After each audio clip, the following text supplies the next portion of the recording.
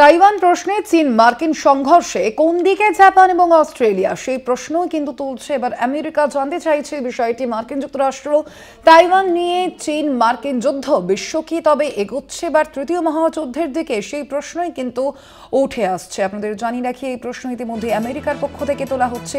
Taiwan প্রশ্নে এবার চীন মার্কিন সংঘর্ষে ঠিক কোন দিকে রয়েছে জাপান এবং অস্ট্রেলিয়া সেই বিষয়ে কিন্তু ইতিমধ্যেই জানতে চাইছে আমেরিকা এবং সেখানেই তাহলে কি তৃতীয় বিশ্বযুদ্ধের দিকেই বিশ্ব এগোচ্ছে বলে প্রশ্ন তুলছেন ইতিমধ্যেই বিশ্লেষক মহল।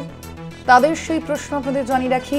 তাইওয়ান প্রশ্নে এবার চীন মার্কিন সংঘর্ষে কোন দিকে জাপান এবং অস্ট্রেলিয়া সেই প্রশ্নই তোলা হচ্ছে এবার আমেরিকার তরফ থেকে। আর এই বিষয়ে আমরা আরো বিস্তারিত জানবো। আমাদের সঙ্গে সরাসরি নিউজরুম থেকে রয়েছেন আমাদের পলিটিক্যাল এডিটর আশিস চট্টোপাধ্যায়। আশিস দা, কি মনে হচ্ছে ঠিক এই বিষয়টি কেন এই মুহূর্তে জানতে চাওয়া হচ্ছে আমেরিকার তরফ থেকে?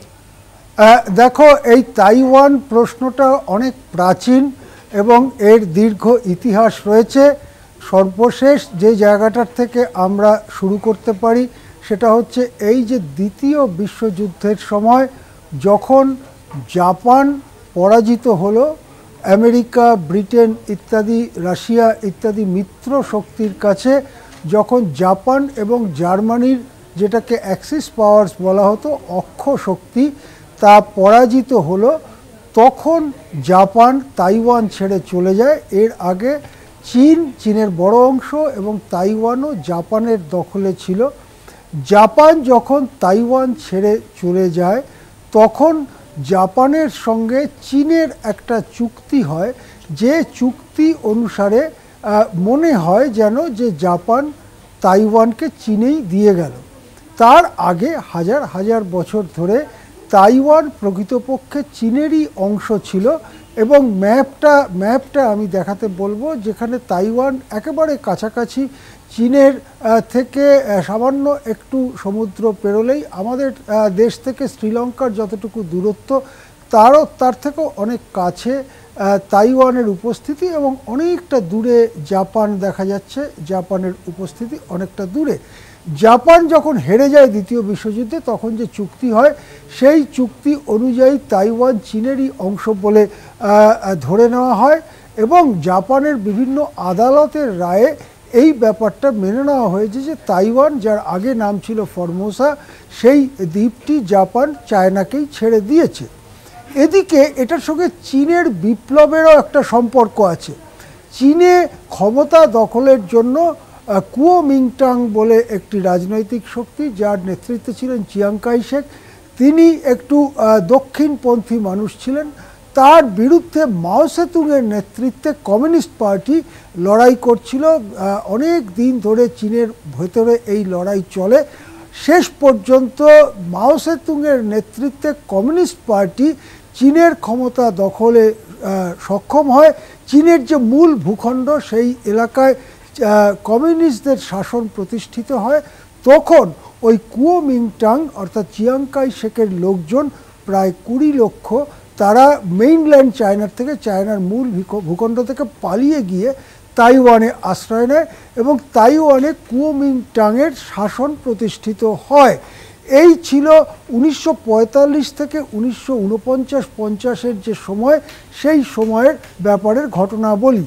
যেহেতু এখানে তাইওয়ানে চীন থেকে কমিউনিস্ট পার্টি বিরোধী বিপুল মানুষ এসে জড়ো হয় তাইওয়ানে, তাই তাইওয়ানের মানুষদের একটা মনোভাব হয়ে যায় কমিউনিস্ট বিরোধী এবং সেই কারণে চীন বিরোধী। যদিও জাপানের সঙ্গে চীনের যে চুক্তি হয়েছিল সেই চুক্তি অনুযায়ী তাইওয়ান চীনেরই অংশ হওয়া উচিত। এখন যেহেতু আমেরিকা বরাবর চীনের বিরুদ্ধে বা কমিউনিস্ট শাসনের বিরুদ্ধে, আমেরিকা বারবার এই তাইওয়ানের যে শাসকই আসুক না কেন তাদেরকে মদত দিতে থাকে এবং টাকা পয়সা ইত্যাদি দিতে থাকে, যাতে তারা চীন বিরোধী থাকে, তীব্র চীন বিরোধী থাকে।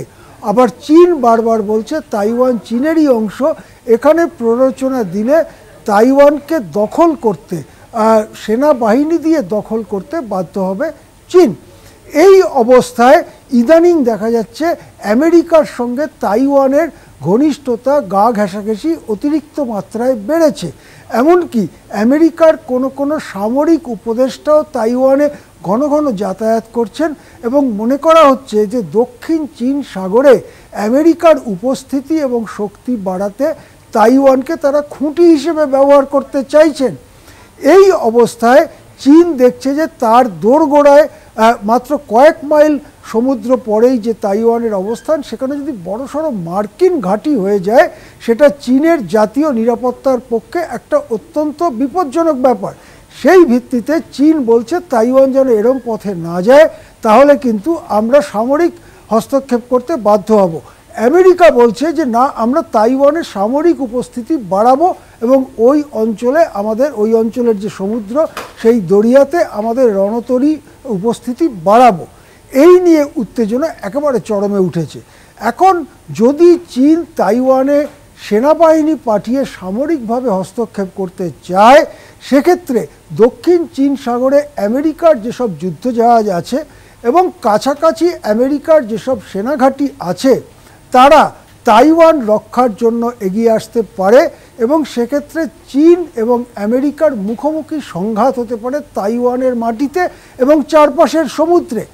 যেহেতু অস্ট্রেলিয়া এবং জাপান এদের ভৌগোলিক উপস্থিতিটা কাছাকাছি এবং এই দুটো দেশই যথেষ্ট শক্তিধর দেশ, ট্রাম্প বুঝতে চাইছেন বা আমেরিকা বুঝতে চাইছে যে তাইওয়ানকে কেন্দ্র করে চীন মার্কিন সংঘাত যদি যুদ্ধে গিয়ে পৌঁছয় তাহলে জাপান কোন পথে থাকবে, অস্ট্রেলিয়া কোন পথে থাকবে। জাপান এখনো পর্যন্ত কোনো দিনই এই ব্যাপারে পুরো মার্কিন পক্ষ অবলম্বন করেনি, পুরো চীনের পক্ষও অবলম্বন করেনি। অস্ট্রেলিয়া কিন্তু বারবার মার্কিন পক্ষ অবলম্বন করেছে। সুতরাং এখন যদি যুদ্ধ বাধে, জাপান এবং অস্ট্রেলিয়ার অবস্থানটা কি সেটা জেনে নিতে চাইছে আমেরিকা। কিন্তু এই প্রসঙ্গে যে খবরগুলো আসছে তা এতটাই উদ্বেগের যে গোটা বিশ্ব খানিকটা শঙ্কায় থরথর করে কাঁপছে।